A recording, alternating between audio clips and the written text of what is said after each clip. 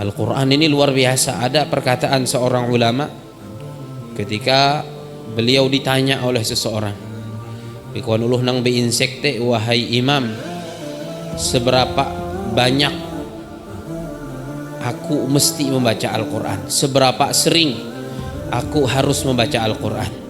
Maka kekuan si ulama tersebut, "Sebanyak keinginanmu, hajat-hajatmu dikabulkan oleh Allah Subhanahu wa Ta'ala."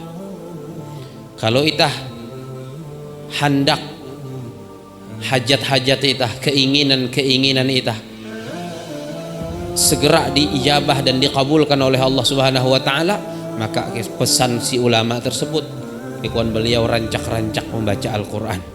Seberapa hari itah membaca Al-Quran, maka sesering ete itah Allah Subhanahu wa Ta'ala akan memudahkan urusan dan hajat itah.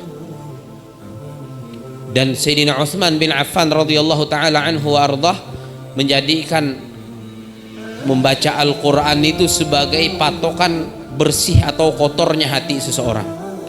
Makanya ucapan beliau yang sangat masyhur, kawan beliau, "Lau tahurat qulubukum ma syabi'tum min kitabillah."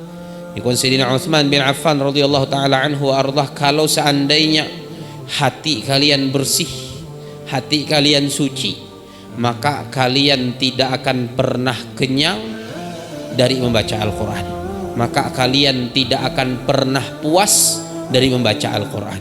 Itu patokan. Artinya kalau itah tahu puas membaca Al-Quran, tahu bensuh dari Al-Quran, hentam lepaham bulan Ramadan jadi bensuham membaca Al-Quran, lalu jadi bulan Ramadan si bulan Syawal tidak tahu-tahu am dengan Al-Quran. Haluli indah Al-Quran marah hunjun nemari bedabu nyerangnya hibangkang behuang. Jadi tetap yandak si ukan nang waktu Ramadan bih nitah mandak Al-Quran si hete hunjun meja mengajin nitah imbaca terus Al-Quran. Ramadan mendidik kita, jadi Ramadan sebagai madrasah, dan Ramadan harus menjadi titik awal perubahan pada diri kita.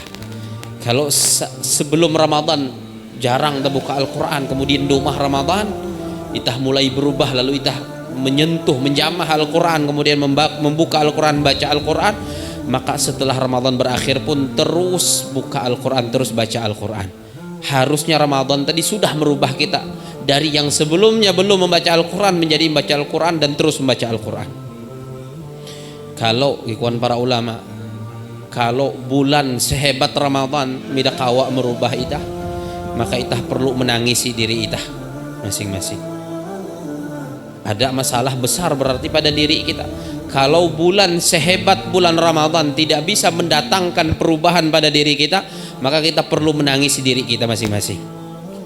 Kalau bulan sehebat Ramadan bila awak merubah itah menjadi lebih baik daripada sebelumnya, maka apalagi bulan-bulan lainnya yang tidak lebih hebat dari bulan Ramadan. Maka kebiasaan bulan Ramadan harus terbawa ke bulan-bulan berikutnya.